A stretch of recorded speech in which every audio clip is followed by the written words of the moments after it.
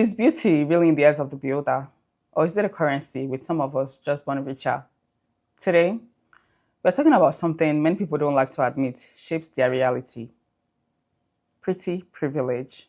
Let's start with this. Pretty privilege is real. It's the unspoken advantage that comes with a person being considered physically attractive by societal standards. You see it in who gets chosen first, who gets helped quickly, who gets offered opportunities even when they are less qualified. Beauty opens doors, sometimes, literally. But what happens to the people beauty skips? People who don't fit the mold. People who know deep down that society doesn't see them as attractive. What does it feel like to walk through life that way? Pretty privilege is an unearned advantage based on looks.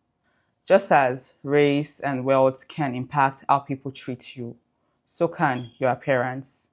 You've probably seen the studies. Attractive people are perceived as more competent, more trustworthy, more likable, and sometimes more moral.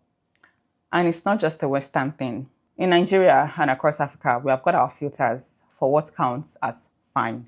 From skin tone to nose shape to body types, certain features are praised, while some are quietly erased. Now let's talk gender.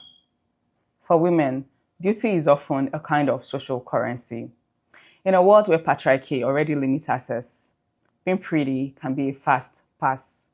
You might get better treatment in school or work, get more likes online, have more photos pursuing you, not because of your character, but because of your face. For men, it is different.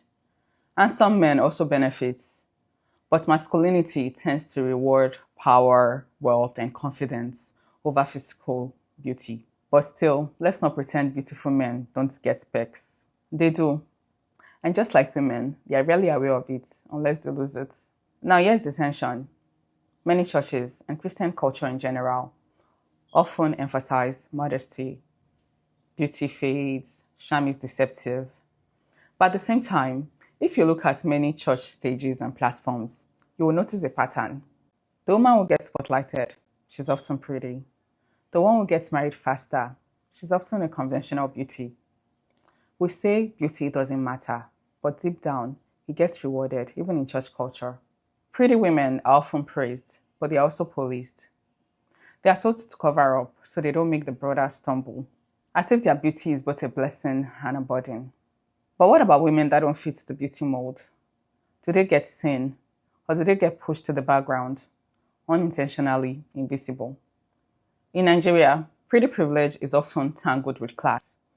You're more likely to be seen as attractive if you have money to package yourself with beautiful wigs, glowing skin, certain aesthetics. The same face in a different financial bracket might not be seen as beautiful. Let's not forget colorism. Light skin is often preferred. Growing up, girls are often told, don't stay too close to the sun or you will get darker. There's an entire billion naira or even dollar industry built around bleaching creams and toning soaps. And it's not just women. Men are conditioned to look for fine girls based on very narrow criteria. And then there are people who don't get picked. I came across a post recently by a black woman who described herself as unattractive. And no, it was not your usual "I feel ugly today" kind of post. She laid it all bare. She said, no one in her entire life has ever told her she's beautiful. Online, yes, because she knows how to pose. She knows how to use lighting and filters to her advantage. She knows the right angles. But in person, they compliment her hair, her skin, or her dressing. But no one has ever told her, you're beautiful. She said she has become so good at creating beauty online that people must assume she feels very confident.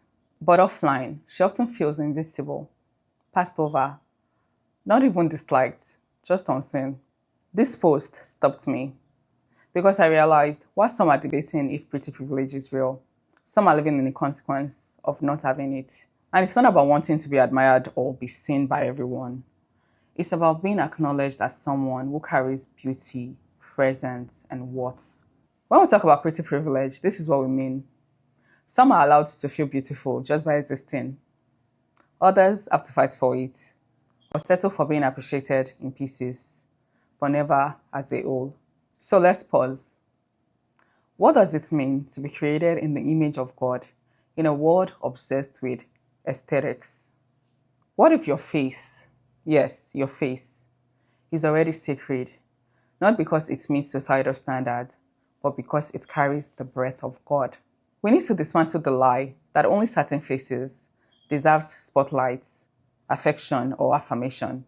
And we have to make room for people to just exist without needing to be stunning to be seen. Pretty privilege exists, and it's not a sin to benefit from it.